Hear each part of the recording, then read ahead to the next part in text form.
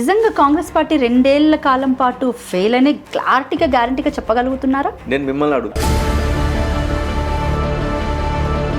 Sarpanch elections జరిగాయి, వాటిలో దాదాపు 7,100 మంది సర్పంచ్లు గెలిచారంటే మామూలు విషయం కూడా కాదు కదా. ఒక వర్గం ప్రజలకి ఇంకా కూడా కొంచెం హోప్ ఉంది.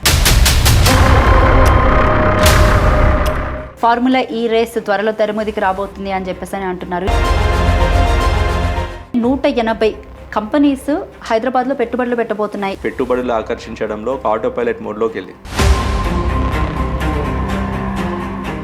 పేరుకే ప్రకటనలో వీళ్ళేమన్నా అసలు నిజంగానే పెట్టుబడులు వచ్చే అవకాశం ఉందంటారు? వాళ్ళు చెప్పినట్టు 5,40,000 కోట్లు అనేది మాత్రం ఖచ్చితంగా 100% అబద్ధం. మీ ఫీడ్బ్యాక్ ఏంటి కాంగ్రెస్ పార్టీ మీద? ప్రజలను మోసం చేసి మెస్సీని తీసుకొచ్చి హైదరాబాద్లోని 200 కోట్ల బడ్జెట్ పెట్టి మరి 200 కోట్లు అంతా హంగు ఆర్భాటాలు. ఐడిపిఎల్ భూముల విషయానికి వస్తే పార్టీ నుంచి సస్పెండ్ చేసిన కొంతమంది ఆరోపిస్తున్నటువంటి మాటలు. కవితక్కగా